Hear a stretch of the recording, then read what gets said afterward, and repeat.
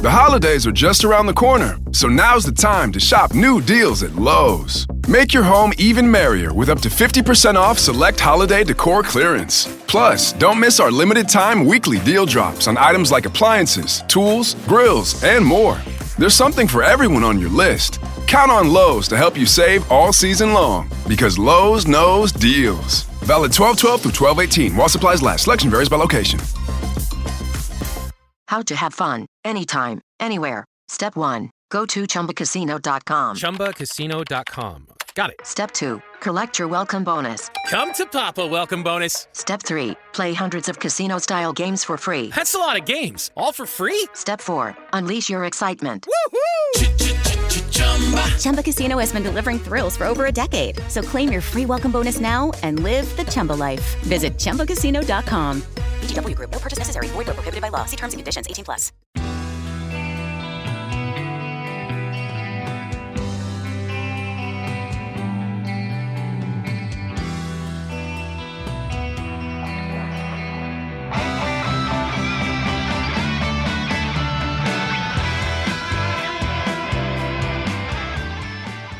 Welcome to Tunnel Talk, No Facts, All Feelings Wrestling podcast on the Social Suplex Network. I'm Allie.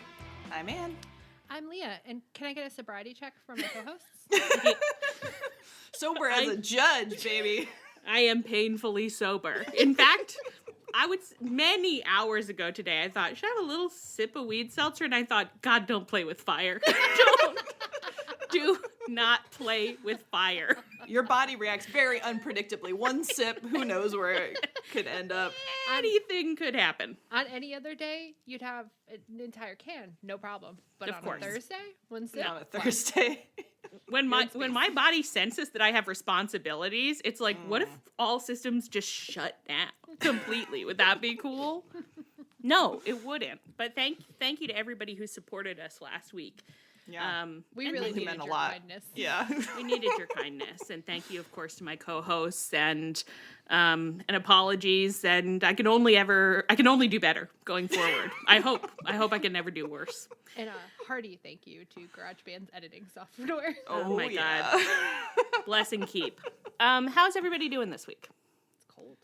It was raining. Cold, really cold. I had to go to Maine on Tuesday and Wednesday for my for a death in a family, but it wasn't like close to me, so don't get stressed out. But it was like don't be scared. Don't be scared. This is not abruptly going to turn into like a grieving podcast. But first of all, it's full on winter in Maine. It's like there's snow everywhere. It's miserably cold. Like I was like, is it December up here? Because it's still like early November in Boston. But anyways, the ride home, it was pouring rain and the fog was coming down. Like you couldn't see more than 6 feet ahead of you. And I was like, Maine wants to kill me. God, that's so romantic. Now you understand why Stephen King is the way he is. You know, you're not wrong. It wasn't Stephen King Day. You're not wrong. At least you didn't have a car accident and get your foot cut off by a raving fan. Tunnel Talk fan, probably. Oh my God. Is it my hater? Your hater. It's your hater. It's your hater, Kathy Bates. Hater cuts off my leg and takes it. I don't know why. I misheard hater as hair, so now I'm like, I've restructured it, so I'm like, yeah, your hater cuts off your hair. Your hater kidnaps you, ties you up, and cuts off your hair. Your most beautiful, precious possession. Your hair. Joe, you're one beauty. It's really cold here. It's like 2 degrees out. It's like, it's pretty nasty. But I don't know. I think it's kind of fun because now I've entered the like in the bleak midwinter space where I am just romanticizing the cold and I'm like, oh God, I wish it would snow for 7 days and it was impossible to leave my home. So it's okay. Everything's okay. Yeah. Hey guys, don't be scared. Don't be scared. Everything's okay. Should we talk about it? Okay. You want to talk about wrestling? Yeah. Hey guys. Don't be scared. Let's talk about wrestling. Change of pace, yeah. For a change of pace. We're starting with the Connie again. We're starting with the Connie every week because the most stuff goes in it. So I just keep putting it at the top of the schedule. We watched every show this week. Okay? Pause. Round of applause. I think everyone needs to be so proud of us. Dude, Rampage, Collision, and Dynamite. Crazy. Your It's a lot of girls. wrestling. We saw it all. And we saw it for the Connie. So we saw quite a few Connie matches. Now, I would say we've been higher on the Connie. It's not the highest we've ever been on the Connie. No, last year we kind of reached really high heights, and this year we're reaching some mediums, I would say. Yeah. Well, what do you think is going on? It's just feel focused, you know? Yeah. And I feel like last year, like, everybody had a little story going. Like, everyone had something interesting happening with them. And then some of the stories were, like, really interesting. You had, like, Eddie, Eddie's big comeback and stuff. Whereas this year, it's like, what's going on with anyone? Everyone's kind of medium. Right, but, like, even like, the non-Eddie, like, Jay Lethal was having a whole storyline. Oh my God. He was like, Jay Lethal was actually great in the Connie. Yeah. He was like, I'm trying to do like sports presentation, but my stupid faction mates want me to do like entertainment. Like, what are we doing? It's so funny that came to nothing. It came to absolutely nothing, but I enjoyed it while it was happening. Of course, it was great. Where is my Jay Lethal? Everybody is giving the same promo, which is, wow, I lost or I won. But if I lost, I wished I didn't lose. And I think next time I won't lose as much. I'll say it again. It's hockey interviews. It's well, everybody did the best they could, and you just got to get out there and do what you can do. And I know we all want to put points on the board. Yeah. I Girl, will say, are you experiencing a psychic disturbance or not? I will say, I think Claudio's trying. I don't. Claudio is trying the most. He's I feel trying like. to, like, his promos are all weird, and he's clearly thought them through, and he's trying to convey something. Do I think he's super successful? No, but I have to grade him for trying. Yeah, well, he's definitely trying to get in there. Like, he's trying to communicate what's going on in his head. It's not, the most scintillating, but it's the most I've ever gotten from Claudio. So that's something. True. It's hard for me to pay attention when he talks sometimes. Like, I'm just like, you can't expect me to listen to this. But I have been listening to it and trying to make sense of it. And I think part of the problem is that he's he's part of the Death Riders feud, and the Death Riders feud is at the beginning. So there can be no daylight between him and Mox right now, because that's not part of it. So all of his promos have been on, like, along the lines of, like, I want to convey to you that there's something so weird happening here. And I'm Hamlet. I'm giving a speech about how, like, Mox is my sun and my moon. But I'm saying some concerning stuff that makes you think, should he be? Probably not. Well, look, okay, this is a different order than we were going to go in, but let's really start with Claudio. Okay, so Claudio, Ospreay fought Claudio on Dynamite this week and won. There's another topic there that we'll get to in a moment, but we'll start with Claudio and his promo. His promo, I watched, and I did try to listen. I was like, okay, I'm going to try and understand what he's saying.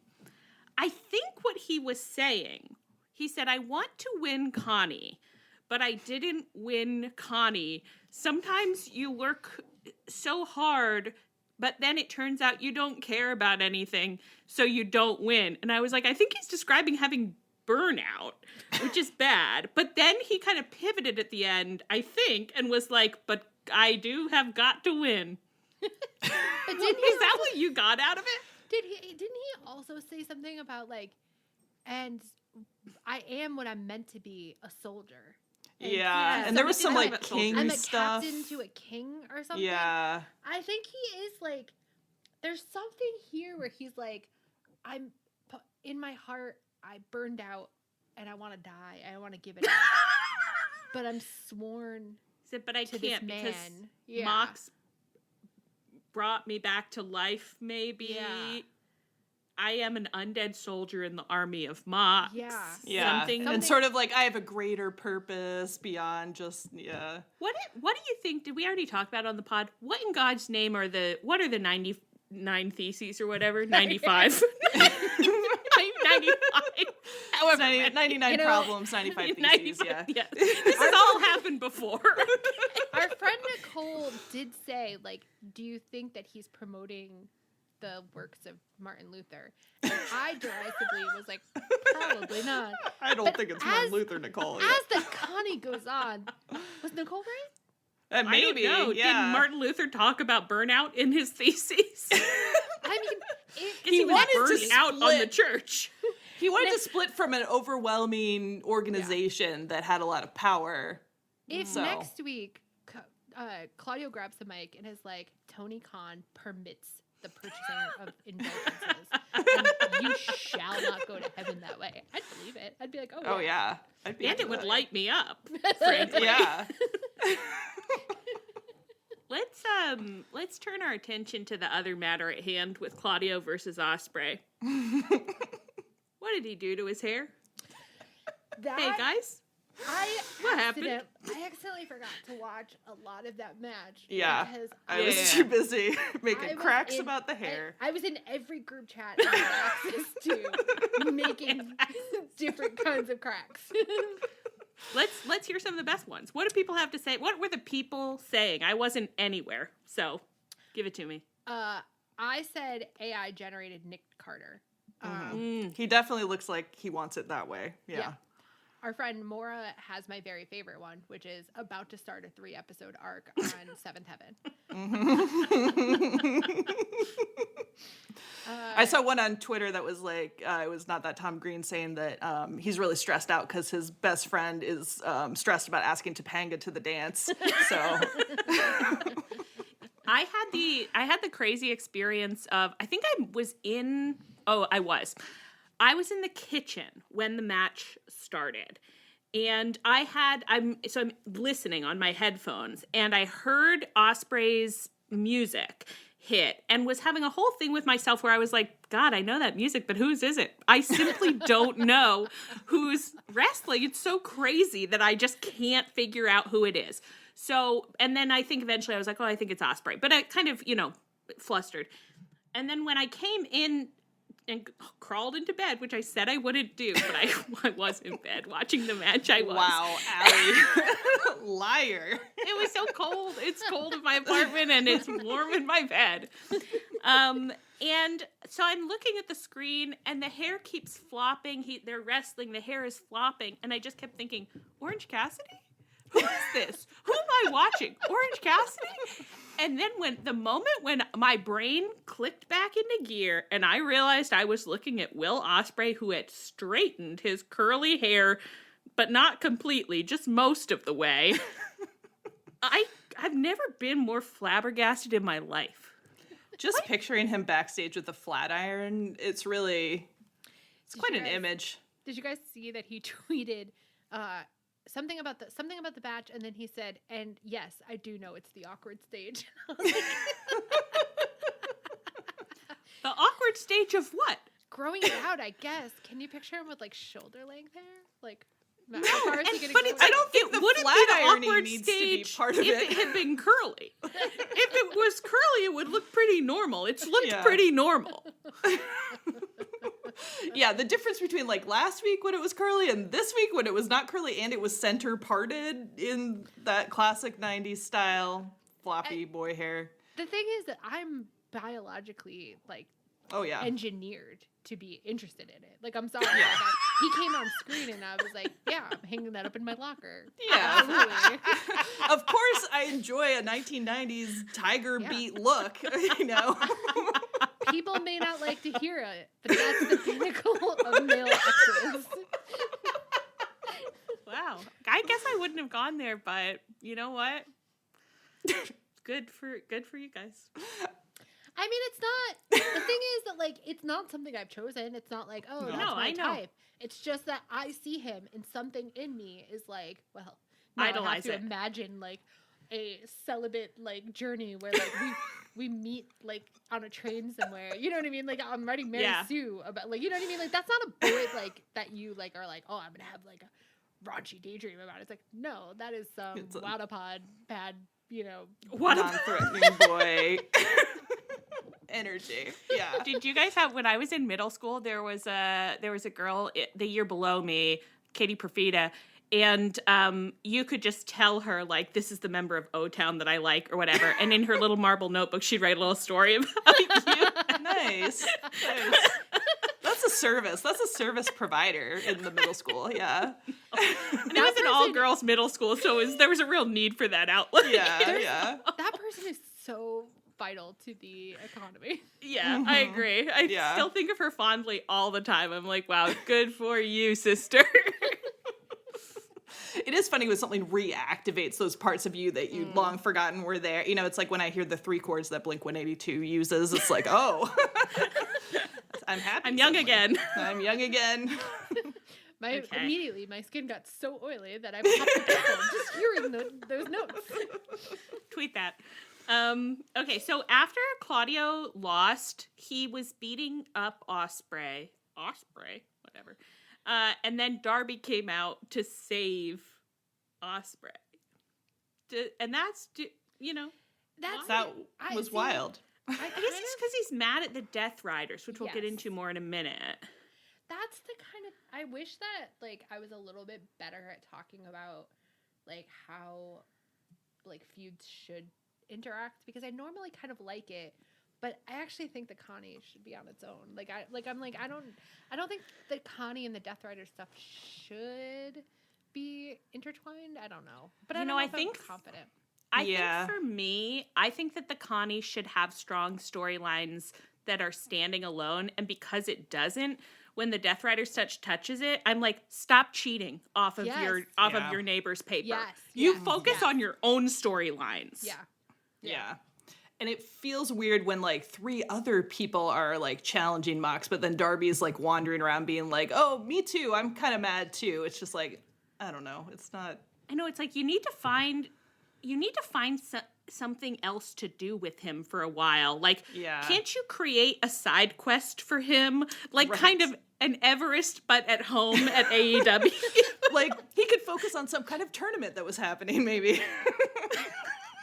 They could have done something where, like, in some way, instead of Mox being Mox had to be because he stole that title chance from Darby. But in some way, if you could have shifted the center of his rage to Claudio, you could have done something where Darby's like, I'm so desperate to win the Connie because that's the only way that I'm going to get at Claudio. You know what I mean? And then that would have been an okay way to touch it. But instead, it is sort of like Darby's like, yeah, I'm showing up to work, but only for Death Rider stuff.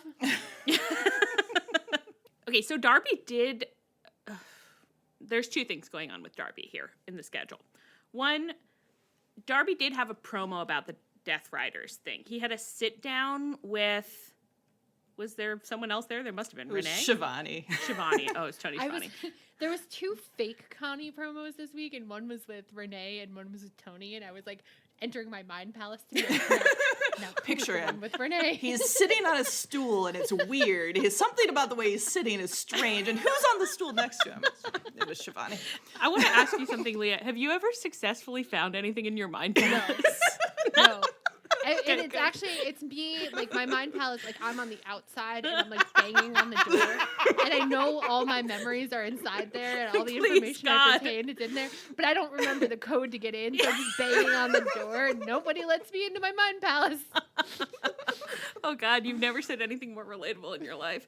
Okay, so he's there with Toni Schiavone, and he's talking about the Death Riders and how the Death Riders are chipping away at everything that makes AEW what it is. I have to say in the middle of this, and I don't think it's Darby's fault because it's like the storylines are what they are, but I was like, God, if I hear one more word about what AEW is at this point, sometimes you just gotta let it be, man. Sometimes you just gotta be what you are and not talk about what you are anymore because I can't hear it anymore. And we've been talking about it for so long. It's been like a full year of what AEW is. Recursive. At least, I mean, not that I think the EVP storyline was perfect, but at least at the beginning, the Young Bucks were interfering in everybody else's storyline. Yes, they were. They were doing things. There was a reason to be like, they're fucking with AEW. The Death Rider is kind of, like, they're just fucking with OC, so, like, if you're Darby, do you care that much? When he said this, I was like, what are they doing to AEW? I mean, they're beating people up, but it's kind of like, everyone does. It's never been a safe environment here. Not when you had the feeling and not after the feeling was lost. And it won't be once the feeling is restored. People are always going to be getting beaten up. That's wrestling. In that mythical future day when the feeling's restored, like when King Arthur comes back to Little Britain. The once and future feeling. Now, what I'm about to say, I don't think they could have done in the second year of the Connie. You would have needed like a number of normal years, but it would have been kind of fun to do a gimmick like this where somebody takes over AEW just on Connie season, and they're like, I'm taking over the Connie too, and here's how it's going to work now. And it's like some bizarro, terrible rules and people are like, you're perverting what the Connie means. You're ruining the Connie. Sanctity of the Connie. The sanctity of the Connie. That would be fun. This is what the Connie means to me. Yeah. Now there's all seconds. Seconds are no longer banned. Instead, they're everywhere. Or, They're in the ring. In the ring. They draft the Connie, and then everyone has to write down like, this is your second, and then the upset is like, actually the seconds are competing in the Connie, and you who thought you were the big stars are the seconds. Well. Now that's a guy that the company should organize around to defeat. Everybody would be mad about that. Do you think maybe this year Mox is interfering with the Connie and ruining it, and he stopped everybody from doing psychosexual promos? Okay. Oh my God. Okay. Okay. Is I'm Mox mad backstage being like, knock it off, only straightforward sports stuff? Talk about sports. Talk about how you want to get more points on the board. Obsessed with the mental image of Mox just off screen holding a gun to someone being like, you talk about sports and you don't sound like you have a single feeling in your heart. No, you don't take any of this home with you. This is just your day job. Say it. Okay. He's got them lined up watching interviews with Sidney Crosby, and he's like, this is what you emulate. This is what I want. All right, okay, Darby. Now I'm behind you. Yeah, take that man down. We gotta take Mox out. God, this is why we haven't been horny in years. Someone in our Discord channel said that the problem with the Connie is that too many of them are emotionally stable, and I was like, yeah right. That's fucked up. It's messed up. It's crazy. But not Darby, actually, though, because in the middle of this promo, he did just abruptly, and I was already laughing. The second he was on screen, and I say it as a compliment, you zoom in on his face, I'm cracking up. I'm like, he's the funniest guy on TV. What is happening with you? And then in the middle of the promo, he just starts punching himself in the face until he bleeds from mouth. And he said, I'm not stable. Did he like put his tongue between his teeth and then punch himself in the mouth? Because I feel like he must have, which is perverted. Dude, okay, this is tied to the other thing that we have to talk about with Darby, which is that Darby fought Commander on Collision. And this match was totally fun and fine. It was cool because these are two great wrestlers. But does one of you want to explain what we collectively thought the energy of this match kind of was? A little bit? They're laughing too hard. I'm trying to figure out how to say it in a normal way.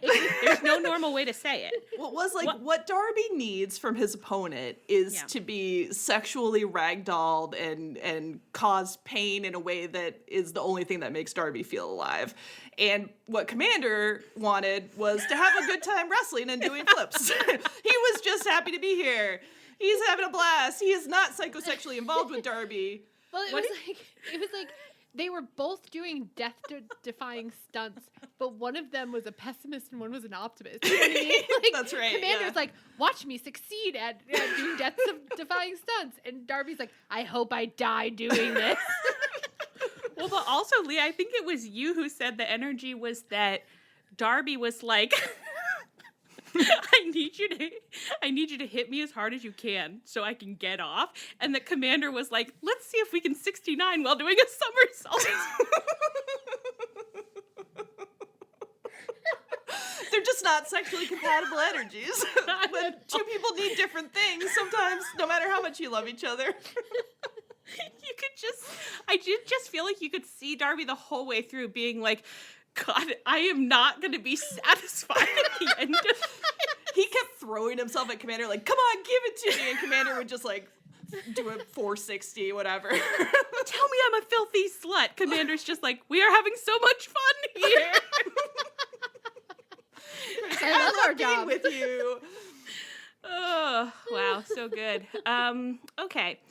Now, let's move on to some of the other Connie performers. Ricochet, as Leah mentioned, he had an actual Connie promo that I now didn't watch, so I'm sorry you went and saw that and to find that for me, Leah. Was it good? I did watch it. Oh, good. Thank you, man. Yeah, I didn't. I looked for all the promos. One of the first things I do on Thursday morning is go look up the promos. Then I have myself a little orgy of promos. I swear to God, I looked everywhere for Ricochet promo, but then actually there was one from Collision, and he still didn't really cry about it though. He didn't really cry about it. We saw it on Collision? No, it's from like it was after his Collision match. Okay. Yeah. Okay. He didn't cry though. No. He didn't even really look close. He seemed pretty emotionally stable. Honestly, the Dynamite interview with Renee was better because he seemed unhinged and like someone who was very slowly going, like losing the thread of reality. And the Collision one was just sort of like, he was like, man, losing sucks, so I probably won't do that anymore. Jesus God. Somebody needs to give these. I mean, I need all these men in a room and I need to read them the riot act. You are about to get the lecture of a lifetime from Mama. You're on the other side of them with a gun being like, don't you listen to him. It's just crazy to me because it feels like the first group knew that these fucking promos are airing on social media. That like they don't like Dave Meltzer is not gonna fucking like critique them. So they were like, he can't find him. He can't find him. He doesn't like. He's not whatever. Do something different. Like they were all like, I'm using this enforced promo time to do something crazy and just like experiment and make something happen. It's like you're not. What are we doing with this time? The most on brand, but also a little craziest thing that I keep thinking is I'm watching the promos, and at the end of them, I'm just like, it was no Who Am I from Les Mis. I want Who Am I from Les Mis. I want someone freaking out, like, what is my life? Like, can I condemn this man to slavery? Pretend I do not see his agony? Now that you reminded me that Jay Lethal did a great job last year, because I had been thinking like, well, it's just like the quality of men is like lower this year, but it's like Jay Lethal's not a high quality man. Jay Lethal has never entertained me before or since. No. But in that moment, I was riveted. I was like, what's he gonna do? Is he gonna push away Jeff Jarrett? Like, he doesn't want to be a clown anymore. He's getting out of the clown car. He almost gets like a high level award for his performance in that, Connie, for being like, these girls don't like me, but they will respect me. And we do. And we do. Yeah, listen to us now. The other sadly stable person we must bring up, Danny Garcia beat the Beast Mortos on Rampage, and then he got beaten by Mark Briscoe on Collision. And then he cut this promo with Daddy Magic, which there's so much to talk about. Let's start with what's going on with Danny Garcia's voice, shall we? Thoughts? He definitely was making it lower on purpose or something, right? It sounded nuts. He has a special promo voice, and he uses it at special occasions where he just goes, and I'm a big tough lion. You're a child. You're a child. Just be a child. It's kind of like Cass's voice in Supernatural.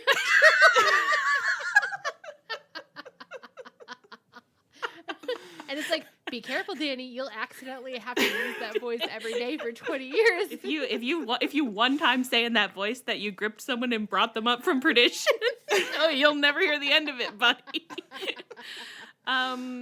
Okay, and then I don't know. It was a weird like chit chat. Like I just thought it was like they were on the bench, like chit chatting, and he said that he feels like that Kyle Fletcher is what everyone thought he would be. Which I guess he means in terms of winning, but I was like, I don't think anyone thought that you were going to be like Kyle Fletcher, really. Yeah, I mean, he's got to mean like guy dominating the tournament, whatever. But the one to watch out for, you know. Yeah, I know. The problem is, and I say this, you know, nobody respects fathers and sons more than I do. You know, it's a special relationship. We got to get Daddy Magic out of there. He is keeping Daniel Garcia stable. Yeah. He is, every time Garcia like verbalizes a negative emotion, Daddy Magic soothes it away. He says, hey, don't dwell. This promo was all Danny Garcia being like, I can't believe I'm worthless. And Daddy Magic being like, what are you talking about? You're great. Like, buck up, buddy. Don't tell him that. Slugger, there's another game next week. You're going to be fine. Yeah, get him next time. Yeah, I think the other problem is that like Danny Garcia went pretty hard and sad last time, so I'd really like him to do something like a little bit different, but he's not quite. I know. There is something there. If he lost so badly last time and it destabilized him for a little bit and he had to come back and he finally won the TNT championship, and in a moment of complete hubris he was like, I'm going for the stars, like I'm gonna go for the Continental too, and then slowly came to terms with like maybe he didn't fix all his problems with self-confidence. Like, you know what I mean? You could do that, but I think you would have had to attack the matches differently. I think you would have had to like tell a story about coming in super cocky and being like, I'm the man now, you know? And then again, Daddy Magic can't be there, and Danny needs to be alone in a hallway kicking things, and the interviewer's like, Danny, a couple words about what? You know what I mean? Like, that was shit, you know? That's like, true. If he was mad instead of crying like last year, that would do it for me. I want some bad attitudes. Yes. Hey, I'm tired of these respectful interviews where no one is even yelling at the interviewer. I want you to be bad. I want you to you are feeling things and then expressing them in ways you shouldn't express things in a workplace. Yeah. Okay? Yeah. I want those emotions to be strong, not these kind of like, well, you know, at the end of the day, it's only a wrestling match kind of attitudes from everybody. Like, come on. I now can't remember a single thing that Brody said in his promo this week, but I was repulsed by it. I was like, you have really upset me with your even-keeled, normal-ass promo, and then at the end you bark like that makes you a big dog. The barking You're no at the big end dog to is me. Not doing him any favors. No. Certainly not. Very angry. Yeah, unfortunately, his vibe is kind of like, well, I'm still the most popular member of House of Black, so it's like, that guy's gonna really kick me out, you know? Like, kind of my whole vibe is very safe. So yeah, he's like, I already got into my safety school, so whatever. God, that's exactly it. No one's hungry. No one's fucking hungry in the Connie this year. That's why it shouldn't have been a fucking belt. It should have been a statue of Nike. And then people would be panting for yes, it. then they would want a beautiful marble statue of Nike. That they could put on their mantelpiece. Everybody wants that. This Connie belt thing. You can only win it once a year. It should. Yeah. I meant it's to ask. crazy that someone so came stupid. into this with the belt. It's Okada, right? Yeah. Is that right? Okada, yeah.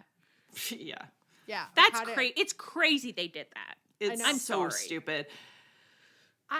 They should just get a trophy and the title shot or whatever. I meant to reach out to one of our knowers and ask, what do you win when you win the G1?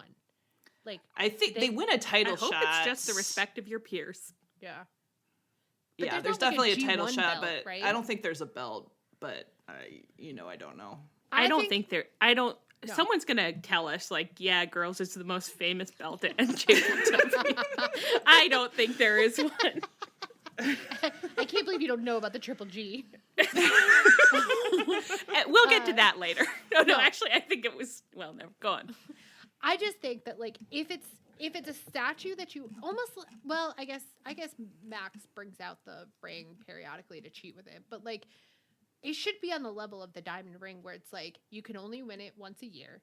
And it's like, it's the time that you're holding it. Oh my God. Imagine if it was like the Stanley Cup and they got to take pictures with it all year. And put babies in it and put stuff? Babies in it. Yeah. That would be so cute. That would be like a really fun thing. Like, you shouldn't. That'd be fun. Whatever. It's stupid.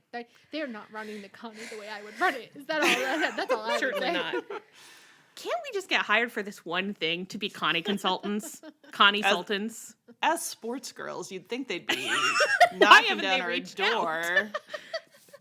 What did you just make me think of? The Connie is a Stanley Cup.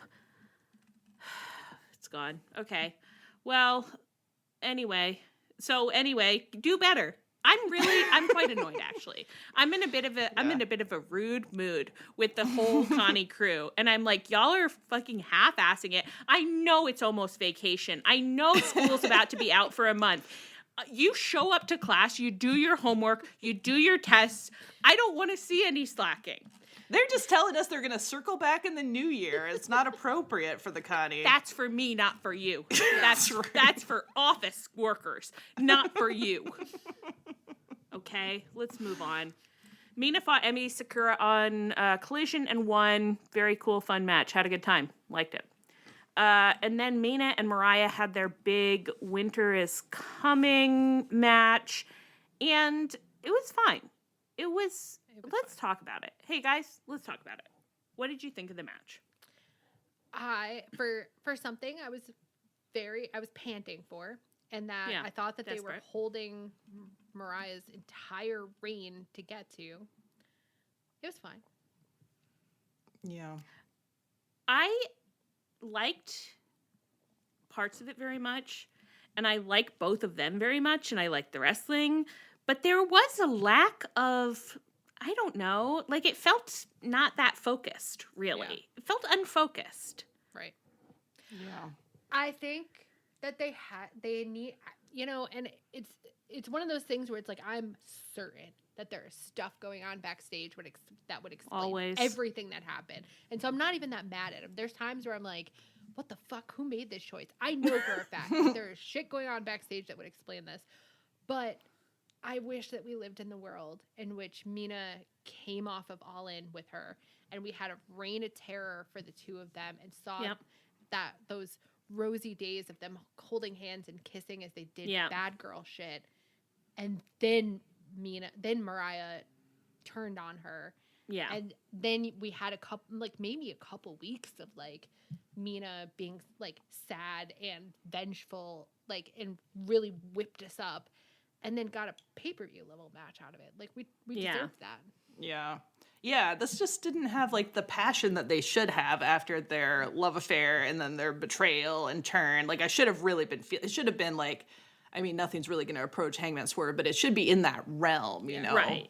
You want it to be built up that way. I mean, but it's even you just want it to be built up the same way that Toni and Mariah was built up, where you felt I'm getting little hints that something's going on in the background, but it's not coming to the forefront, and you could almost forget it, but then eventually it does become, you just want that, a little long-term storytelling, baby. This week I really felt the women's division was so good for a while there, and now we're back in the dirt with it again.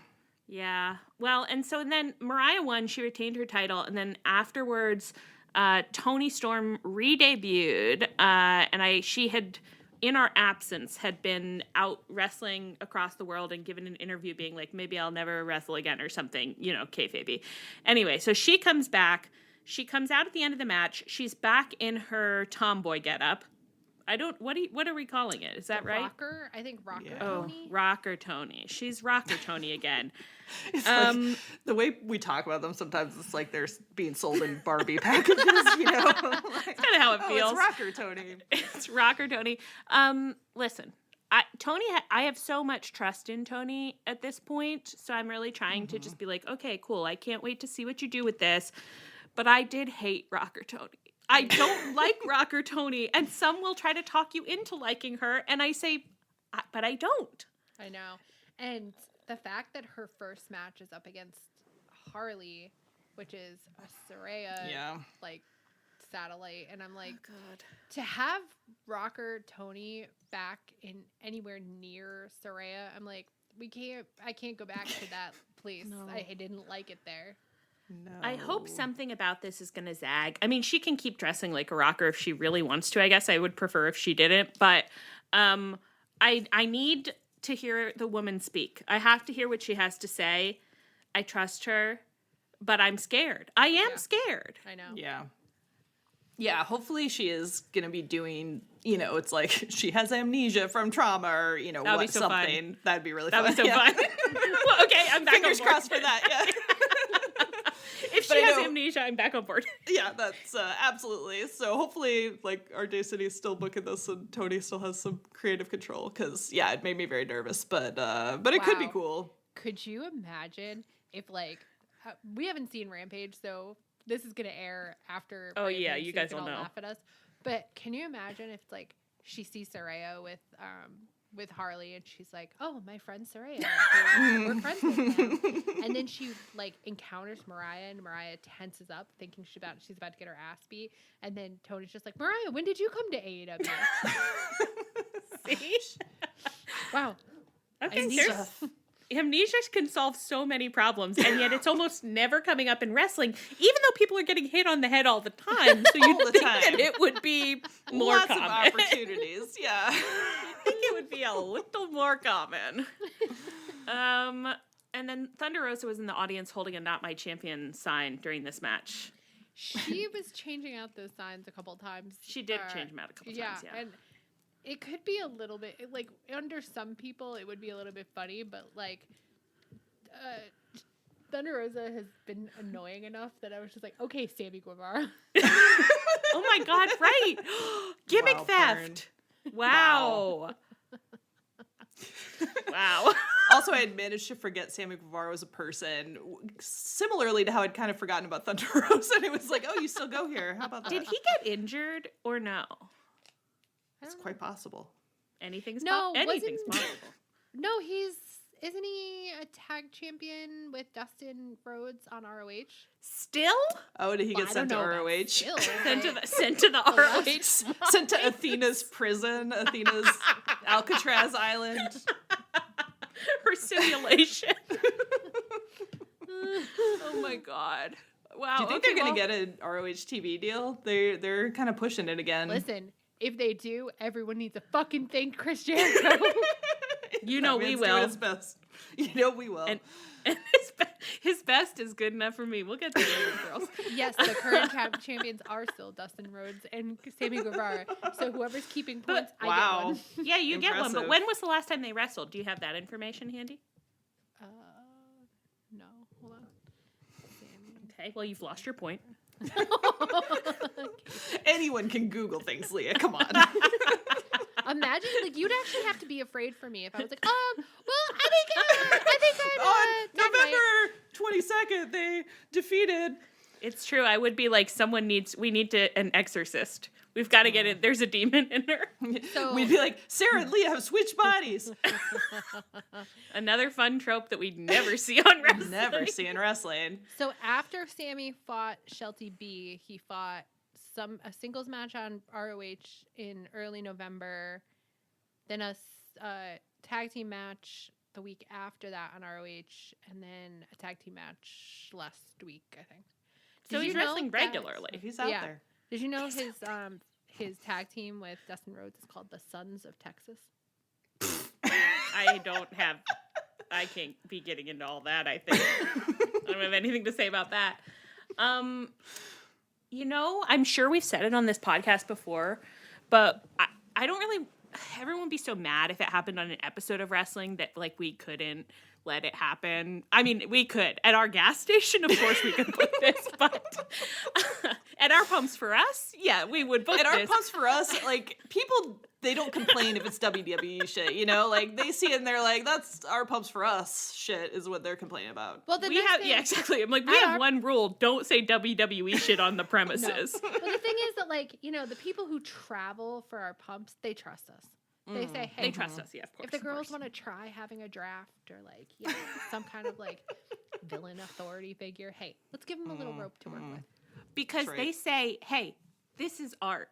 They're making art, and they don't want to make bad art. They're trying to make good art. And does it always work? No. And we say, yes, we love all of our art. They say, we think about our art. It's always going to be worth that tank of gas. And the 10-hour drive it took me to get there.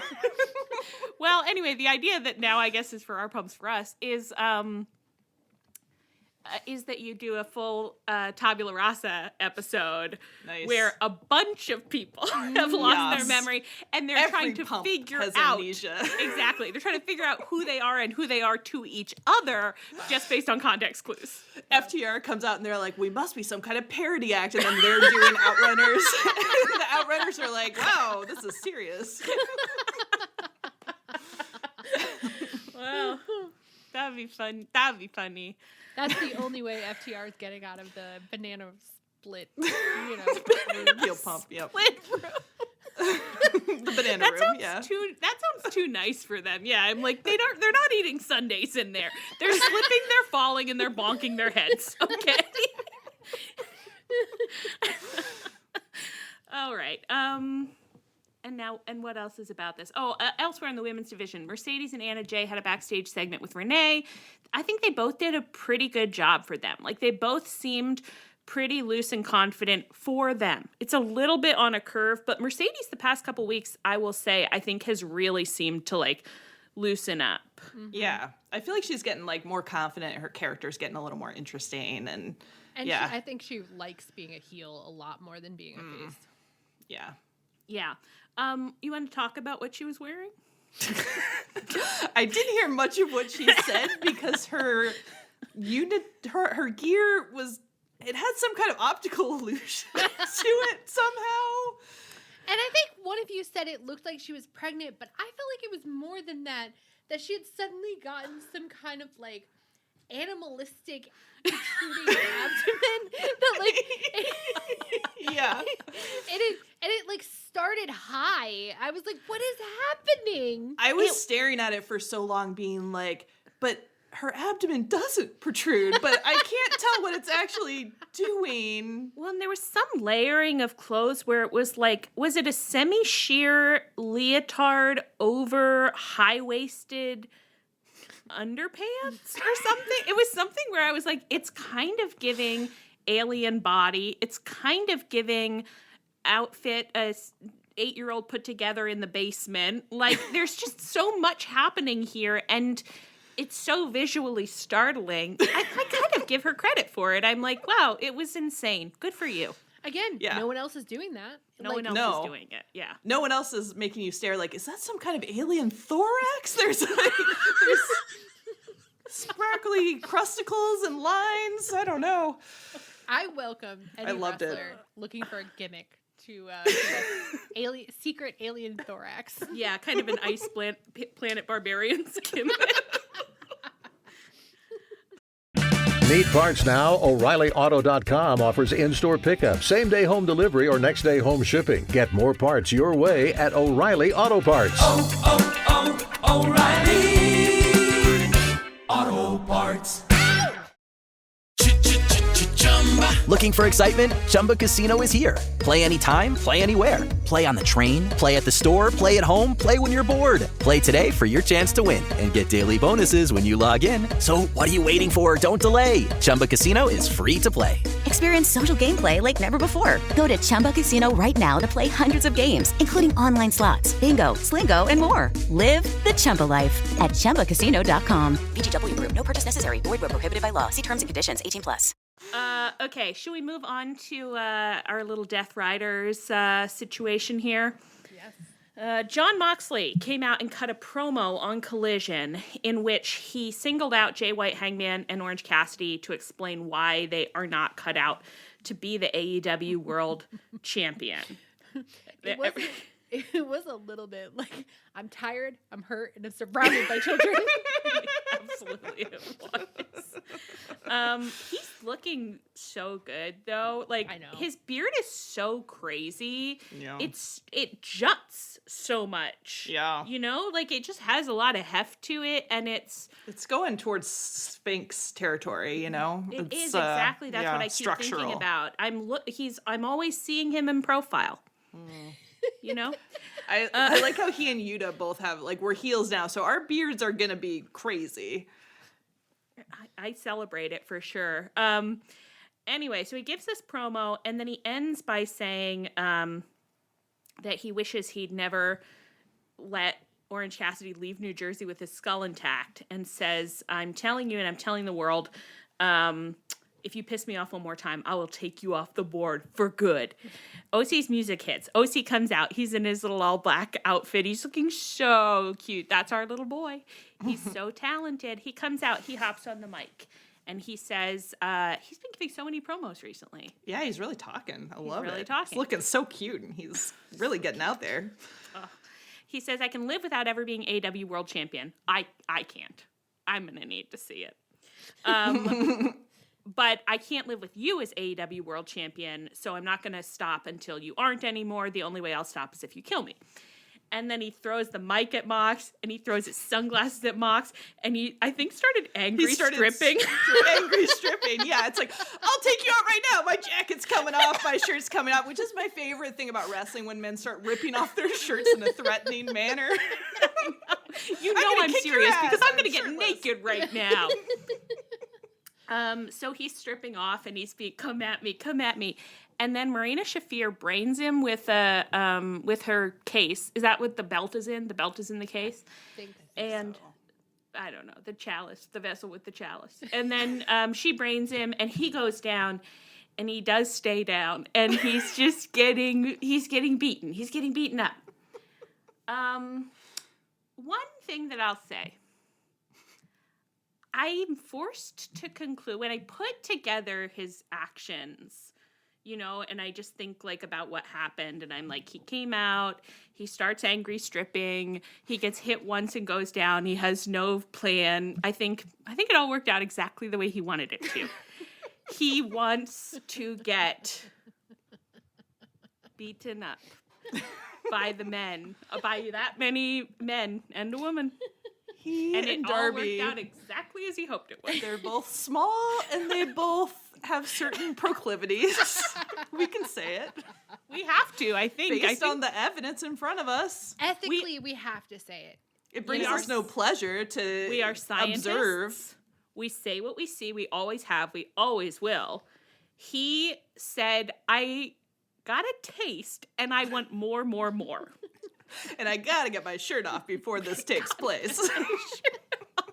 What are we supposed to conclude? If any of you just happen to have with you a little bit of the bubbly, and they said, we're so sorry, it has been sold out for years. We unfortunately don't have any little bit of the bubbly. And if you don't have bubbly, Lysol is fine. If you have some kind of liquid, you could, like, get all over my face. Maybe you could all stand around me in a circle and get liquid on my face. Force the just liquid douse on me. me. Yeah. Force Douse it on me. me. Yeah. I'm wet. I'm panting. All right. Well, I'm overheated. Okay. So then they drag him backstage. Cut to commercial, and we're so hot fanning ourselves. Yeah. Like, wow. And then it comes back from commercial, and we're looking at FTR. Is that legal? Sometimes No, Tony it's really mean. likes to throw a cold bucket of water on us. He says, "Girls, you're too worked up." You And got there's me that steam way. coming off us. Yeah. You did it.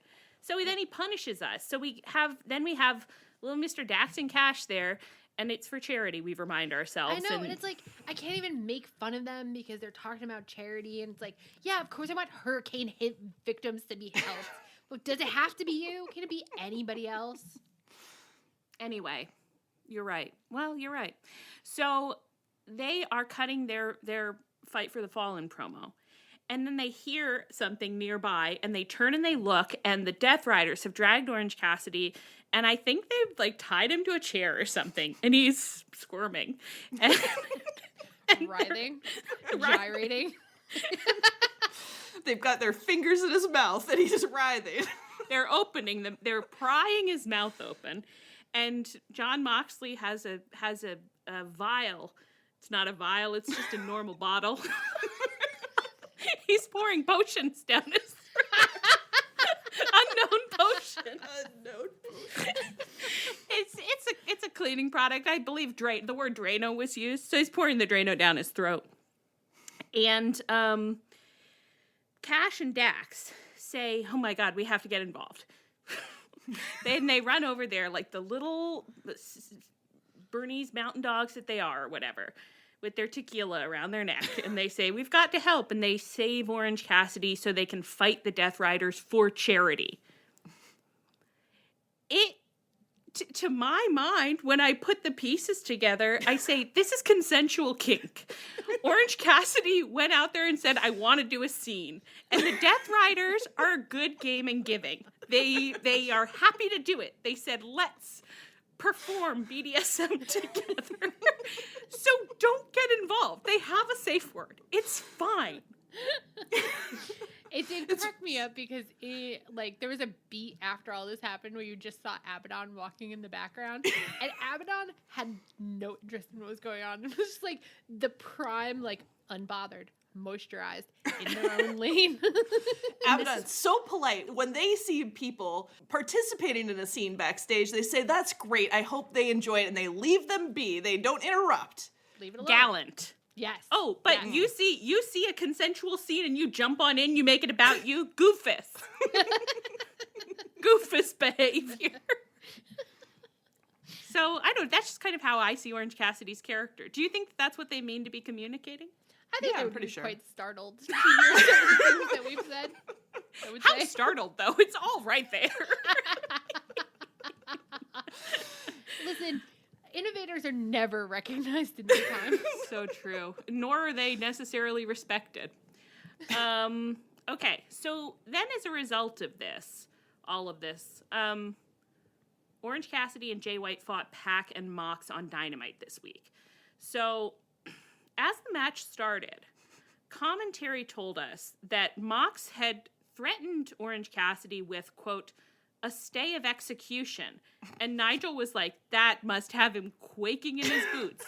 And I just thought, what did any of you mean to say here? What's happening here? The geniuses of pro wrestling strike again. Mox just said he won't kill Orange Cassidy. No, he's got to be scared. Okay, I don't know what that meant. Did you enjoy the match?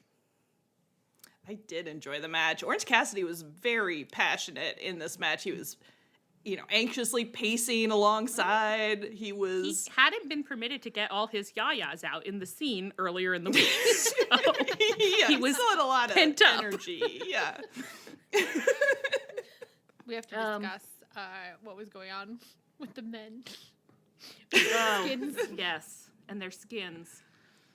Two men, very pale. Mm-hmm. Pac and the other man, John Moxley. You've heard of him. You know him. You love him.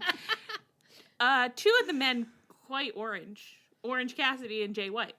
Yeah, White versus Orange. But they were on the same team, actually. They were actually on the same team. And that happened organically in our group chat. Allie said, this is a real Orange versus White match. And then she said, oh, their colors, not their names. Said, no, actually, those two are together.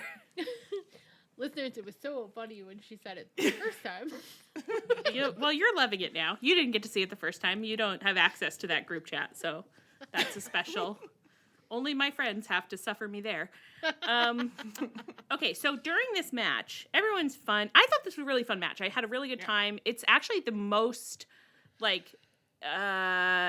excited I've been about Jay White in a while, because he was doing some really crazy, he just looked really insane. And I was like, yes, I want to see you panting and screaming. Yeah, I'm usually not a Jay White enjoyer, but I feel like he brought an energy that was much more interesting than he has a lot of times. I was very into it. Meanwhile, Christian is watching from the rafters with his dented contract case. So keep an eye on that. I think it might be a clipboard, somebody told us. What? A clipboard? But isn't it? On the other side that's just... But I've never seen... Well, then why have I never seen a little glimpse of the contract? It looks like a square. Wait, who said that? It looks like it has depth. I don't remember who said it. Someone said it to us. Right, they were like, girls, you idiots, it's a clipboard. And then I did look on Dynamite, and I was like, oh, I think it is. He's just holding it. Why does it look like it has depth? I don't know. Maybe they're wrong. We've got to pull that person into the Zoom. Oh, I think we have to pull the tape. But yeah, let's get that person in the Zoom. Whatever. Who knows what we see? Okay, so in the middle of this match, Yuta and Marina were interfering to try and help Pac and Mox. And Hangman barged into the ring, also to attack Mox. These, I just have to say, explaining these Death Rider segments, I know how stupid I sound. It's really hard to keep track of this many names. I mean, it would challenge even a well mind, and mine is not, because I, like Leah, have been locked out of my mind palace. Memories are just piling up in your mind palaces, and you can't get in there to access them. I wish I could see them. They're the walls are bulging, but people try and teach me things, and I'm just watching them fly into the mind palace, just out of reach. Say, God, it would be interesting if I could access those. Okay, so then whatever, it's a whole melee because it's like OC then is fighting with Hangman, which is pretty horny, sexy. Yeah. That's pretty good for me. And he's trying to beat up Hangman, but he accidentally punches Jay White. They're in the same team, but Jay White is not, they're not the Young Bucks. So Jay White immediately is like, fuck you, Blade Runner's him. And then as, I think this was Tony Khan, the recapper of AllEliteWrestling.com, said Hangman pointed a finger of blame at them until Moxley and the Death Riders blindsided them. Pointed a finger of blame is so funny that it's like, well, he was a teacher, so maybe so. Okay, so then we get a Mox promo afterwards. Is this right? Did I put these pieces together right? I think so. I definitely saw the same promo you did. And I think it was after. I think there was like a commercial break, and then they came back to Mox. Okay, wonderful. Yeah, so they come back to Mox, and the Death Riders backstage. Mox is kind of ranting and raving. And he's just saying, like, he just said, I'm a marked man, heavy as the head, which I did say was giving football star forced to act in a little Shakespeare in high school, and he just can't remember his lines, and he keeps getting up there, and it's like, okay, Ben, now, heavy as the head. I'm a marked man.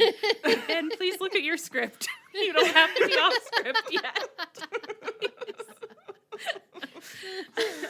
But then he just said, I'm going to fight them all. It'll be a fatal 4-way at the end of the year dance.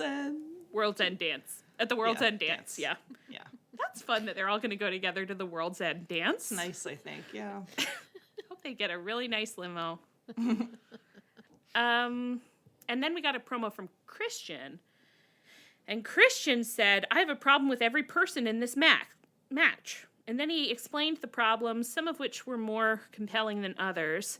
And then he said he's going to fight whoever is the champion. You won't wriggle out of fighting me, Christian was heard to say. But then Hook beat him up. Okay? So did I cover everything there? I think so. Allie, I was idly Googling the Christian thing. Can I show you a picture that is going to blow your mind? I'm so scared, but yeah. Let me get the chat open.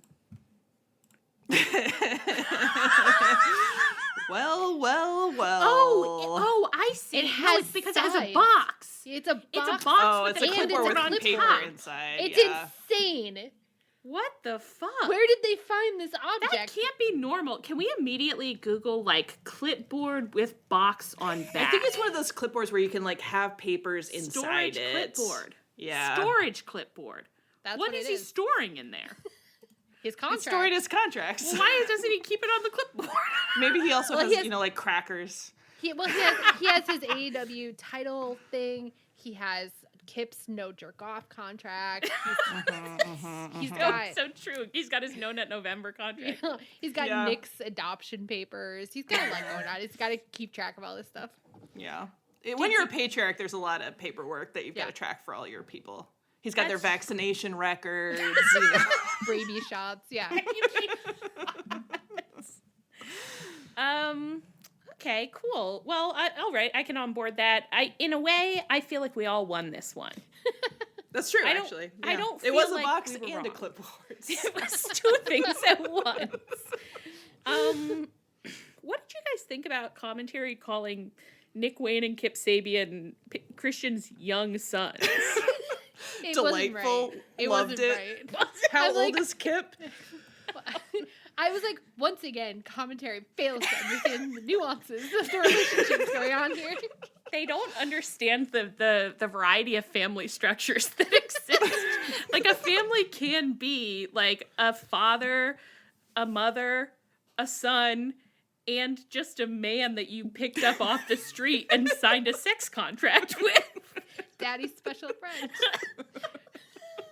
It's called the third, okay, AEW?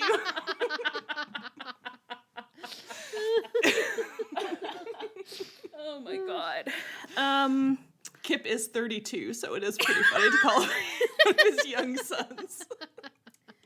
Dude, he's not a young son, but then relatedly, because it's like the fact that he's not a young son is what makes it like super okay for me to be like, when he stood up in the box up there, I was like, God, he does have a perfect body. He just has the perfect body. He looks so cute. I can't say Kip? No, Kip Sabian. I got lost a little Christian, bit. I'd agree. What's happening here? It's Kip Sabian has a little kind of a classic small beef body. You know what I mean? Yeah. And I know you do because we've talked about it so many times. He's like one of the smaller little cows. The sweet one. The little sweet tiny cows. So cute. I would love... It's too bad that we don't have the resources to ever remember anything we've said, but if someone made like a clip show of every way we've described a man's body, I think I would love it. I think it would be exactly like what's their faces with the boys clip. The Bim Bam? Yeah. Absolutely it would be. It would be. Oh my God. Great. Okay. Well, I was so busy looking at that picture that I don't know where the schedule is anymore. Oh, I found it. Okay. Oh, whew. Enter the Culvers. Oh, are you excited about the four-way? I'm excited about the four-way. I think that's a really fun four-way. Yeah. Yeah, I'm super excited for it. Could be a great match. And watching OC and Hangman like have a little interpersonal interaction in this one, I was like, oh, I could use more of this. I could use a lot more of this. Dude, if that goes somewhere and it turns into like a Hangman versus OC feud, I'm worried about the status of my other job. I think Trish and Sarah might be ripped apart. Yeah, like they're.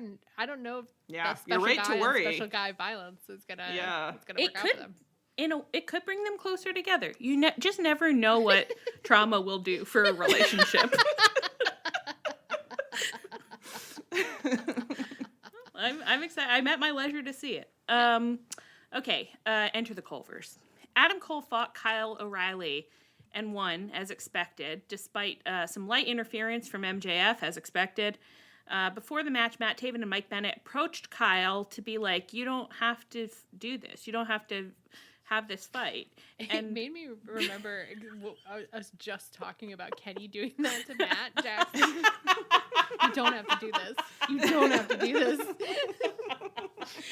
I think when Kenny did it, it was in the funniest tone too, where he just looked so dissociated. Well, now we know because of his guts. Because you don't have to do that was the funniest delivery, like maybe ever. Kenny's gonna be back like for real after Dynasty, right? Like he's gonna come back to the show. I'm starting to worry. I'm really worried. I'm kind of worried that both Kenny and the Bucks are not coming home. That they're gonna be like, we're gonna stay in Japan until you treat us better. Japan, you can't keep them. We need those for our mental health because look at what's happening to us without them. What have we even said tonight? The disturbing thing's still approaching to be said. We need Kenny. Approaching. We need Kenny back. I need to be seeing some. Listen, I don't have that many opinions about presentation and stuff because mostly I'm like, I don't care that much. But I'm gonna need some hype packages for Kenny. I'm going to need to be hearing a little more about Kenny because I'm just thinking I haven't heard very much at all. I've heard a couple commentary occasionally says his name. I think they're going to have to say it a few more times. And I'd like some big banners saying, Kenny, come home. Welcome home, Kenny. Michael, family love Kenny. Daddy's home. Yeah. Okay. So just take that under advisement. They said you don't have to do this. Kyle said, you should have thought of that before you let one of our brothers get hurt. Is that about Roddy? It's so funny because it's like, since when do any of you care about Roddy? You guys could not have been clearer about how you feel about Roddy. Egg? Seriously? It's wild. And Kyle looks like his soul has fully left his body with this. His personality has split. He's dying inside. He's going to go on Hinge and say that his favorite show is The Office and he loves Marvel movies. When I read that, my soul left my body. My working theory is that a yerk has gotten into his ear. Say more. An alien with is that vengeful one of from the Animorphs? Yeah. Okay, good. Yeah, yes, tell me. And so he's continuing the facade of his body's day job while he does evil things at night when no one's paying attention. During the day, he can't arise suspicion, which is why he goes on TV and says, "I love to fight." Well, he's arising quite a bit of suspicion, actually. I've rarely been more suspicious. Although I guess in fairness, it's not that I'm suspicious so much as I'm heartbroken. I'm literally gutted every time I see my freak son acting like a normal boy. Yeah. It sickens me. It upsets me. Do you think Adam Cole sucks the personalities out of the men around him? He feed on them. He's surrounding himself with husks. Energy vampire Adam Cole. Energy vampire. He learned it from Chris Jericho. Chris Jericho's fine now. We'll talk about him later. Somewhere Roddy's like, I used to have a personality. People loved me. People love me. Oh my God. What is our favorite Roddy quote? All my life I've suffered the consequences of my actions. It was so funny. No more. So funny. It was so funny. Roddy's really had some high highs. I mean, he's had a lot of low lows and a lot of mids, but the highs were high. Yeah. Unfortunately, now I think I'm in such a bad place with Adam Cole that I'm blaming Adam Cole for the low lows. Oh yeah, me I'm too. like, Roddy was fine. Look what you did to him. Yeah, Roddy was doing beautiful, pathetic ex-boyfriend work, and then you took a perfectly anxious man and you just made him normal. You should be ashamed of yourself, Adam Cole. Maybe nice man Adam Cole is back there doing affirmations and being really emotionally supportive, and he is fixing them all to our detriment. Connie, he's doing the Connie too. He broke the Connie. He broke the Connie all along. Adam Cole broke the Connie. He's walking around backstage being like, "Oh, you lost. That's okay, buddy. You'll get him next time." And everyone thinks, "Wow, he's so sincere. He must be right." He's secretly aligned with the Death Riders. Oh my God, we cracked it wide open. He's in bed with the Death Riders. Fucking devil strikes again. Jesus Christ. Wow. You will. I can't believe we got tricked by this fucker again. He got our asses. Well, anyway. Okay, guys, so he's fighting, Kyle and Adam are fighting each other, okay? If you listen to us and you know us, and you were listening to commentary during this match, you probably thought, like, wow, the girls should be beating it to this. The girls are harder than they've ever been in their lives. Because the things that commentary was saying, Excalibur was leaning into the mic, being like, these men have known each other for so long. Their bodies are so familiar. They know what the other is thinking the moment they think it. Their hearts have been connected since birth. And I'm like, my God. You couldn't imagine the nights they've spent driving across the country, like side by side in a car, sharing rooms together, sharing beds, sharing anything that two men can share. It was like, it really felt, it was the most monkey's pod I felt in quite some time. Like, it was like they had crawled into our brains and found everything that we want to hear said about two people fighting each other, and then they said it, but I felt nothing. I felt nothing but fear for my freak son, Kyle O'Reilly. Well, you can't create emotional investment by just doing a voiceover, you know? I watched some terrible Netflix Lindsay Lohan Christmas movies. Oh my God. Week. Did you watch the new? I haven't seen the new one yet. Yeah, I watched all of them. Yeah. There's more than one? You watched last year's. I watched last year's. I watched this year's. Last and then year's I watched was so bad. It was real bad. And then there's a St. Patrick's Day one that's even worse, as hard as that is to imagine. Yeah. I'm glad that she found a niche, but the films She's great in them is the thing. So then it tricks you into thinking it's going to be better because she's good, and then you're just like furious. Like, what's going on here? But the new one starts with a voiceover about how she and her ex were, you know, their two hearts were one, but then they had no chemistry and no connection, and nothing in the story ever backed it up. And that's kind of what this match was like. God, you're right. That's completely right. Now, this is so off topic, but just because you brought up the movies, did you guys watch Hot Frosty? No. Wow. This is one of the worst. I mean, it's so bad. It's crazy because, all my friends in Minnesota, we like to watch some of the Hallmark Christmas films around the holidays. And the Hallmark movies, like, know what they're about. You know, it's, like, not a good movie, but it's, like, it knows what it's doing. Except sometimes when they are really crazy, they'll be about like Confederate ghosts and stuff. But Hot Frosty, I was both transfixed and bored by every second of it somehow at the same time. It was... The premise is a snowman comes to life and... The premise is that someone, and you never find out who, has sculpted a beefcake snowman.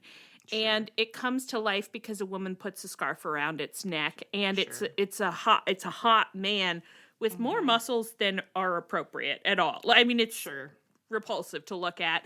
And he's the guy from Schitt's Creek. It's Brian Cage, pretty much. From Schitt's Creek? Yeah, it's Alexis's boyfriend from Schitt's Creek, but he's grown his hair out a little bit, and he's looking gaunt in the face, to be honest. I was a little worried about him. He's probably been doing weird eating disorder things to get his bod looking like that. Yeah, certainly he has. And anyway, so he is a snowman still. So when it's too warm, he's melting / kind of dying. He's just getting really sweaty, and they're like, God, this isn't safe for him. And you're like, it's just a sweaty looking man. I'm not that worried about him. Like, he seems fine. And then there's a whole plot line where someone's trying to arrest him. I mean, the chief of police is trying to arrest him for streaking, and he's staying with this woman whose husband died of leukemia like a year before. So that's a big plot point. And I kept saying, I was like, well, I think the snowman does have to die, but teach her a lesson. If you guys don't want to know what happened in Hot Frosty, you're just going to have to skip forward because I'm going to say anything I want to. I'm like, I think he does have to die, but teach her a lesson about, like, it's important to let love into your heart and move on.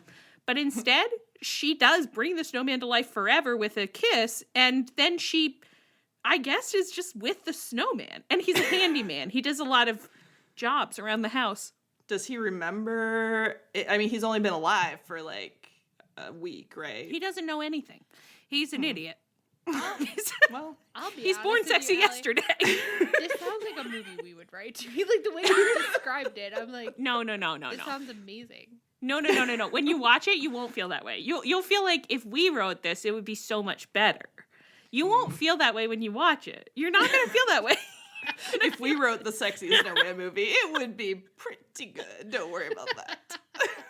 I didn't like the film. I didn't enjoy it. It sounds bad. And I hated his muscles.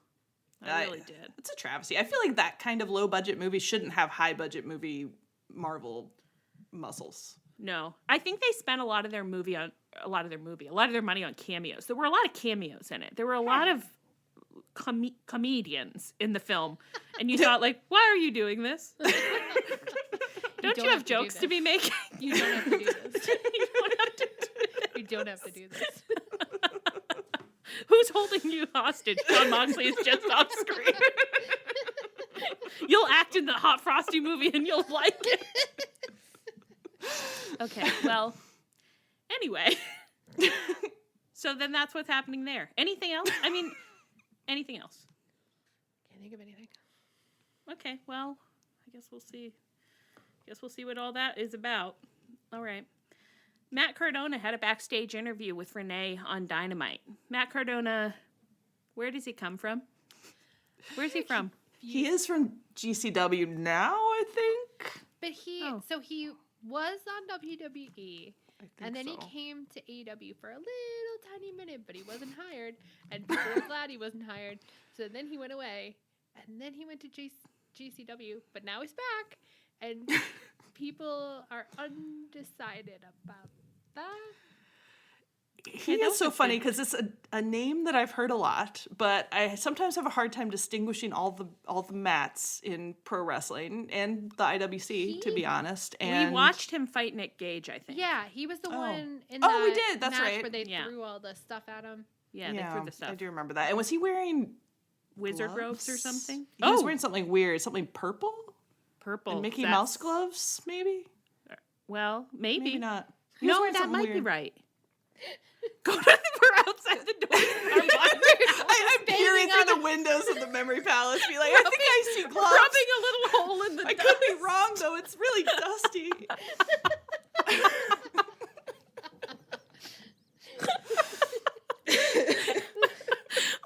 That's a beautiful image, though. that I'm going to keep going back to, locked out of the memory palace. Yeah. I'm like, when was the last time any of us managed to get into our mind palace?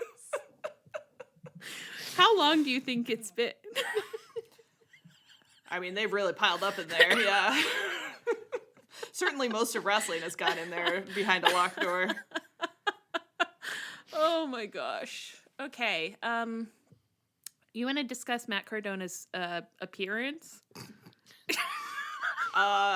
Distressing.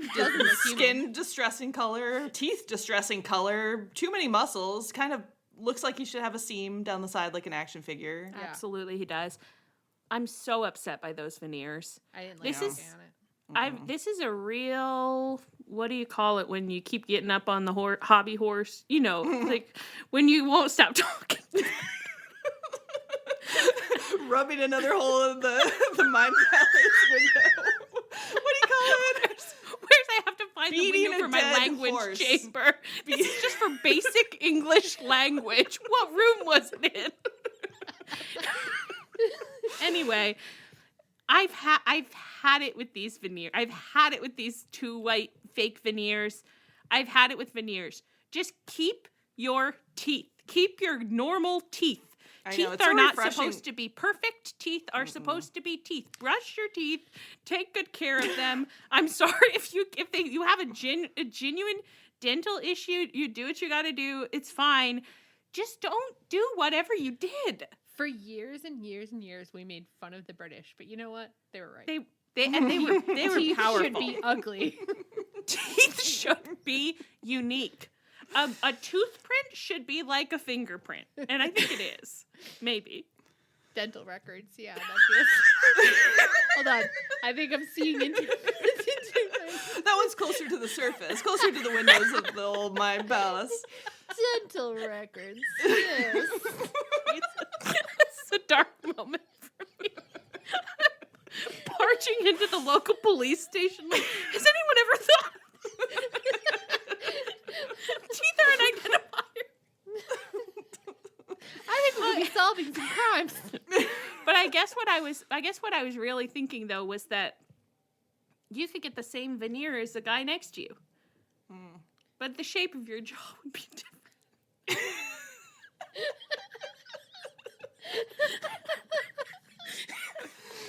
Should we play a game where we try to invent new ways to solve crimes and then we remember that they've existed for years and years and years? Yeah, I think that sounds like a really good game. It's probably what everyone listens to the pod. Jesus Christ. Well, anyway, I don't think you should have those teeth. I don't think that man should exist, to be honest. Which probably means that in 2 years I'll be like, Matt Cardona, my son. I love to enter his veneers. He's going to reach Brian Cage level. We're going to try and go into that mouth with those teeth. I doubt it very much. I think there's so many nice landing points for the Hindenburg. Oh, nice, soft landing, smooth. Yeah. Sparkling, like an ice cap. Can't miss him. Can't miss it. Oh, coming in for a landing. Well, there's be a glare. I feel like his tan too on his forehead. You could see the line where it stopped. Not good. Not a good situation. He scared me. He frightened me a little bit. I think that there's a possibility that that's like part of his heel gimmick is that he is like artificially, like especially like in GCW, that would make him the biggest heel ever, but it's like hard to really adjust when I don't know that man. And also he's up against Chris Jericho, who's in his own that was going to be my next question was, is Chris Jericho the face in this? I guess we didn't even explain what he was doing. I mean, you guys know, you watched the show. Matt Cardona showed up because he's going to fight Chris Jericho at Final Battle ROH because Chris Jericho has ROH title now. You've heard of it, Ring of Honor. It's the title he has. And Chris Jericho then in the show got what he called a New York Minute segment. And where he just said, hey guys, I heard Mr. Cardona and Matt Cardona said he wants to. Is this really good? Am I doing amazing? Amazing. Absolutely amazing. Matt Cardona said he wants to fight Brian Keith. the little apple. Mm-hmm. And Chris Jericho said, okay, well, I'll be on commentary for that, and come to watch ROH.com, because Chris Jericho is always locked in. He says, I'll get you on there. And it'll be me and you in a contract signing. And then be careful what you wish for, because you're not going to beat me at the Hammerstein Ballroom final battle. You're not ready for that at all. And so that's a direct quote. That's all exactly pretty much what he said. And he looked... I'm really excited for this segment. And I have backup this week. You do, yeah. I'll admit it. So good. He looked really hunky. He was wearing really a little cute jersey. Oh my God. I don't know. He had a real energy about him. I don't know that anyone could explain what it was about him. A little sparkle in his eye. Oh my God, he just looked like if he were my RA, Big J, I have such a huge crush on him. And all my friends do too. And they're like, oh, I wish I lived on your hall and I got to go to Big J's RA talks that he gives about safe sex. And I'm like, yeah, I'm so lucky that I get. I would give literally any amount of money to watch Chris Jericho lead us through a safe sex seminar. Oh my God. Like, literally, today. Like, I would watch it today. Like, not just in a hypothetical college dorm. Like, please give up a segment of wrestling in order to have this happen. Yeah. Okay, I think Chris Jericho could teach me something, maybe, you know? Totally, for sure. I want to see the whole, like, freshman weekend. Like, I want to see him do every part of freshman. Like, you know how we always say wrestlers' birthday clown money? Yeah. How much birthday clown money do you think it would cost to get him to pretend to be an RA for a day? The thing about Chris Jericho is that I don't think there's any amount of money. I think you would need to be like, okay, I will gather a crowd of people who love you and who are shooting praise beams at and you. They're wearing Fozzy shirts. Yes, everybody loves Fozzy. And Fozzy superfans. And this will go on the internet, but only on the part of the internet that loves you. Not a single hate comment. Our Patreon. Our medical Patreon. Absolutely. This is going on the medical Patreon, for sure. And because it's a medical condition we have right now, how we feel about Chris Jericho. Yeah, and Chris Jericho will love to hear that, of course. There's 2 places that we're posting this. 1, our medical Patreon. 2, our MyChart app, so that our doctors can review it. Absolutely. Our doctors are big into Fozzy, so it'll go over huge. They're just going to say, wow, you've never seemed healthier to me. Listening to lots of Fozzy, what could be better for a body? I think under those conditions, Chris Jericho would be like, hey, hand over the storage clipboard. I'm not going to give him a storage clipboard because they don't have that kind of money. If you're an RA, you've just got a basic guy with some old stickers on the back. You found it in a corner at the end of last year. Yeah, thumbs up, Alex. True. I want it so bad. I just think it would heal me in a way. Yeah. Can we get Netflix to like cast him in a movie? Oh my God, like Big Cope did. I mean, that really, he got nominated for a goddamn Emmy. Big Cope. Yeah. How do you think Jericho would do if we gave him a serious series that he had to guest star on?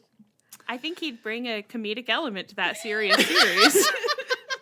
What did I see him in something? Has he acted in something? AEW.com. What was? There's that AEW.com. I think he was in some low budge horror movie, maybe. Like there's a screenshot. Chris Jericho acting. Yeah, I mean, probably. Terrifier? Oh, he's been in the Terrifiers. Country Hearts Christmas. Oh, interesting. Country Hearts Christmas. Maybe we learned about this at just the right moment. Yeah, I know. Jay and Silent Bob reboot. What the hell? Really? These are crazy. But I bet Kevin Smith's a wrestling fan, though.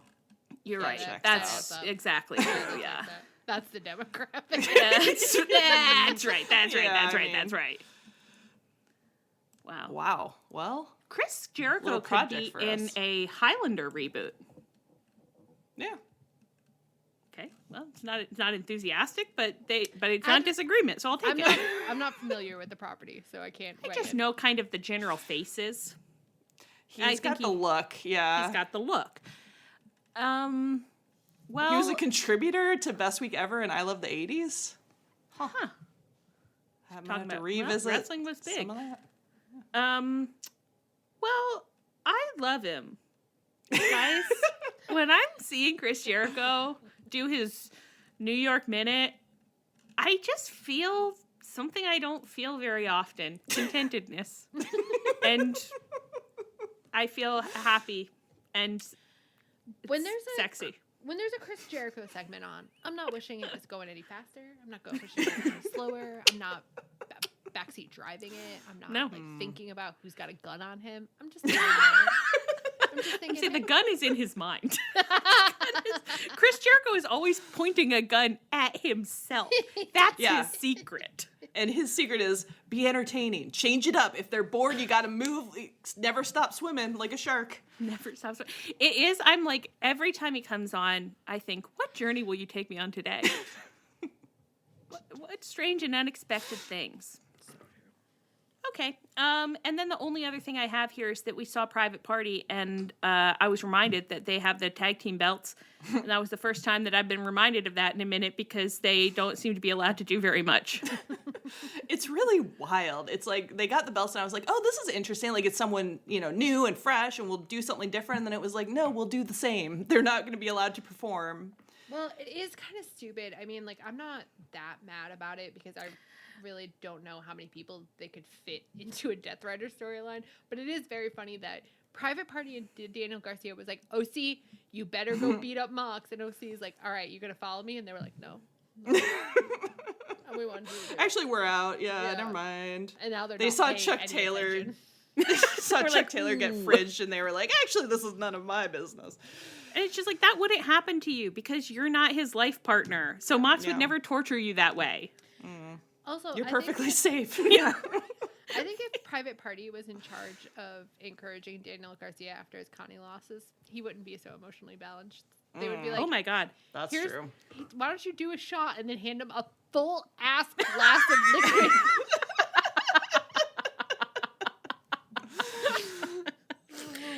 I think that you could do something really funny with Private Party and Danny Garcia where they are trying to hype him up and be like, you got this, Danny, like, you're great. But everything they say somehow makes him more uncertain about how things are going for him. So it's like they're so enthusiastic hyping and he's just getting more and more like, oh my God, I'm a failure. I'm a fucking failure. I'm gonna die. I'm gonna lose my belt and die. Unknown and unloved. It's like I do understand. Have you seen my lawyer dog? I'm going to jail meme. Except it's like, have you seen my seconds, man? I'm getting fired. I do understand that it's Connie season, so there's not a lot of time on the shows right now, really, because we really have to be getting those Connie matches, cranking out those Connie matches. But at the same time, well, maybe let's get him a little storyline, because this actually isn't their storyline. It's Lio Rush, Action Andretti, and Dante and Darius Top Flight are having a storyline where they're in a faction with a woman I don't know, and I think I should, but I can't remember who she is. Gray. Yeah. Okay. Every once in a while, the sun shines through a window, and I see a glimpse. She somehow has one of those faces where every time she's on screen, I'm like, oh God, I should know her, but I don't. So... I think she's one of those wrestlers that they bring out when they need someone to squash somebody, but look really good doing it. So oh sure, does that. Yeah, I don't know. I'm like, I desperately want Private Party to be doing something fun, and like, I really want to get into it because I know that they can. Like they have done things before that I'm like, if you're just given a little time, you really could get me.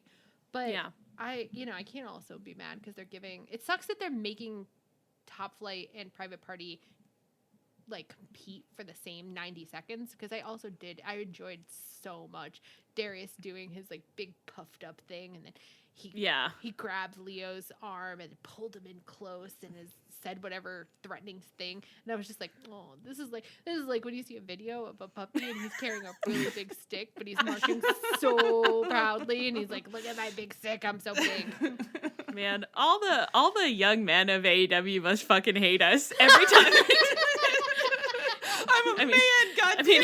I pray to God they don't know about any of this, but every time they come up, we're just like, and that was just a little teeny boy, and he tried to bark so big, but he's so small, and they're fuck. They're like, I've been a little teeny boy for 5 years now. When will you respect me, moms? Probably never. You'll always be my little boy. Well, and that's the show, I think. Was there anything you wanted to talk about that we didn't talk about? Or anything that we talked about that you wish we hadn't talked about? I think I'm potentially going to regret some of the things that happened in the gangbang segment. We actually avoided saying that word until just now, but I was also thinking I had some regrets, but you know what? We say what we see. We say what we see, and you just review it, and we can always we can always do a pickup. We can always do pickup.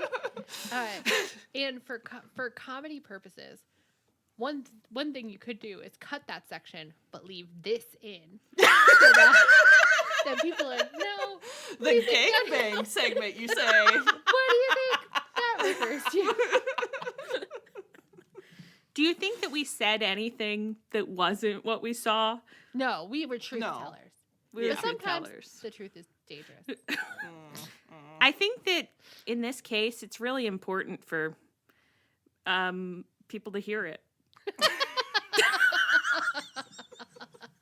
And sometimes I do think they know it. Remember when OC was doing that move where he'd like straddle their face kind of, and then he had his hands in his pockets and he'd kind of be thrusting, and he'd have a look on his face like, yeah, I know what it looks like, and I am comfortable with that.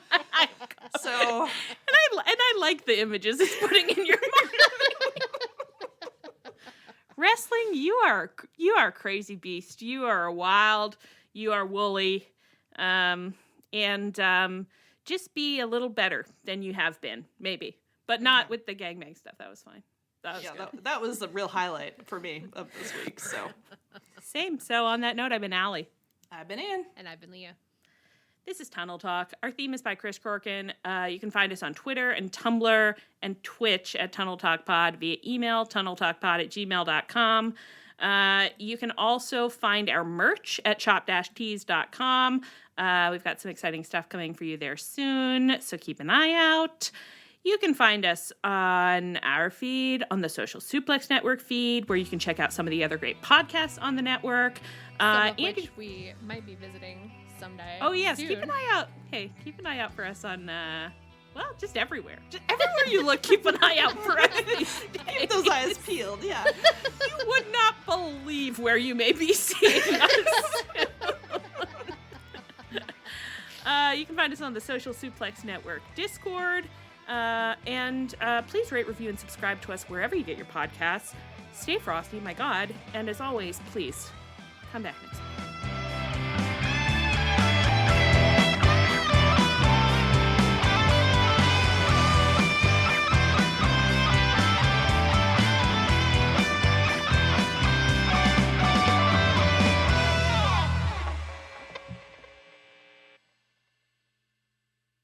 Imagine a digital space that's hyper-customized to meet your unique vision, where a chat with AI results in a breathtaking storefront that's got your brand all over it.